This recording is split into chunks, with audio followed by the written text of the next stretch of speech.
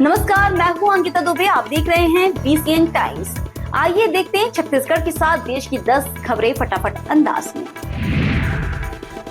श्रावण मास के दूसरे सोमवार को आज श्रद्धालु भगवान शिव को जलाभिषेक करने के लिए आतुर दिखे। शहर से लेकर ग्रामीण क्षेत्रों में शिवालयों में श्रद्धालु का रेरा देखा गया। सड़क पर कांवड़ियों के जयकारों, मंदिरों में हर हर महादेव की गूंज से वातावरण शिवमय हो गया। शिवालयों में सुबह से ही भक्तों की भारी भीड़ उमड़ रही है।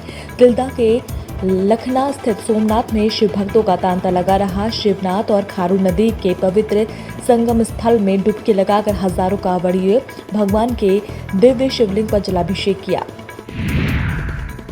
छत्तीसगढ़ में तेज बारिश से नदी नाले उफान पर है। कवर्धा जिले के रानी देहरा जलप्रपात में देखने आए 5 पर्यटक बह गए। इसमें से एक की मौत हो गई है, जबकि अभी एक लापता है। 3 को बचाया गया है। रेस्क्यू अभियान जारी है। मृतक की पहचान मुंगेली के ताऊपारा के नरेंद्र सिंह पाल के रूप में हुई है। वहीं मुंगेली के ही सजल पाठक अभी लापता है। पुलिया पार करते समय हादसा हुआ है।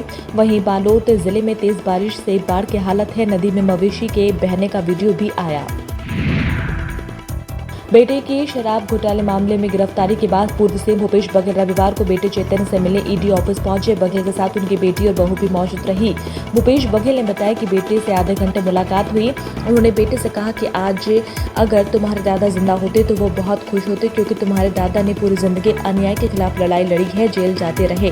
तुम भी अब इस लड़ाई में शामिल हो गए हो। बघेल ने कहा कि सरकार डरा धमका कर बदनाम करके विपक्ष की आवाज को दबाना चाहती है। मध्य प्रदेश के छतरपुर में आदिवासी समाज के 4 युवकों को नौगांव थाना पुलिस ने चोरी के शक में थाना लेकर आई। इन युवकों के साथ पूछताछ में बर्बरता किए जाने का मामला सामने आया है।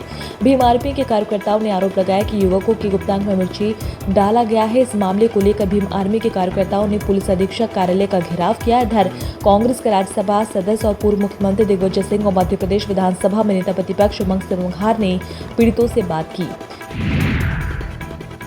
कोरबा जिले में 2 अलग अलग सड़क हादसों में 2 लोगों की मौत हो गई है। पहला हादसा कोरबा चांचपा मार्ग पर हुआ, जिसमें एक अधिवक्ता की मौत हो गई है। वहीं दूसरा हादसा बांकी मोगरा थाना इलाके में हुआ है। यहां राखड़ से भरे वाहन ने एक शख्स को इतनी बुरी तरीके से कुचल दिया कि हादसे में उसका सिर धड़ से अलग हो गया है।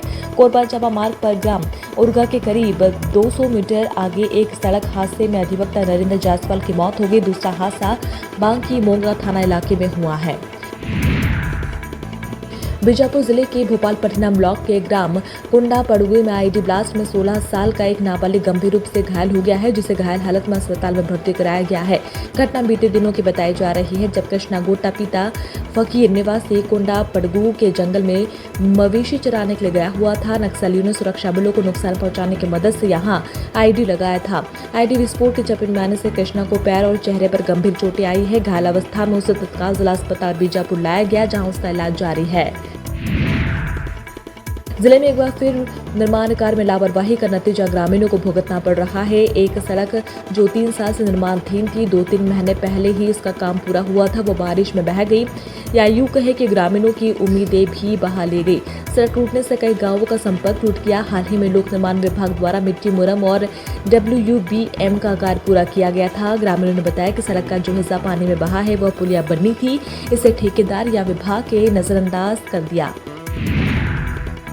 छत्तीसगढ़ के बालोद जिले में 5 फीट लंबे अजगर को देखकर गांव में हड़कंप मच गया है। जिले के मालीघोरी गांव में अचानक एक अजगर दिखाई दिया। विशालकाय सांप को देखने के लिए ग्रामीण मौके पर पहुंच गए। बड़ी बात यह रही कि ग्रामीणों ने इस सांप का रेस्क्यू खुद किया और अपने हाथों से पकड़कर उसे बोर में भरकर सुरक्षित जंगल में छोड़ दिया। जब ग्रामीण अजगर का रेस्क्यू कर रहे थे, वहां मौजूद लोग नजारा देखकर हैरान रह गए। ग्रामीणों ने बताया कि अजगर की लंबाई करीब 5 फीट थी। मध्य प्रदेश के कटनी के ढीमरखेड़ा थाना क्षेत्र की सिलोड़ी पुलिस चौकी अंतर्गत ग्राम दशरमन में नीतू जायसवाल की हत्या की गुत्थी पुलिस ने सुलझा ली है। महिला के सिर के पीछे गोली मारकर निर्मम हत्या की गई थी।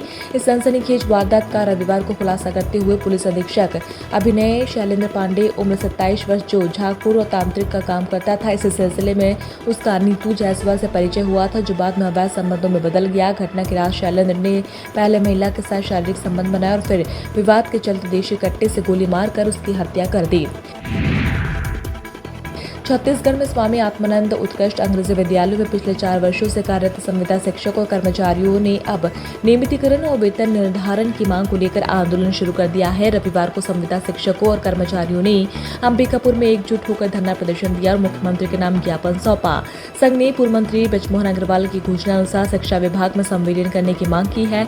पूर्ववर्ती भूपेश सरकार के कार्यकाल में शुरू की गई आत्मानंद योजना के तहत अंग्रेजी और हिंदी माध्यम के उत्कृष्ट विद्यालय खोले गए हैं। इन स्कूलों में संविदा शिक्षकों की नियुक्ति की गई है जो नियमित सेवाएं दे रही है।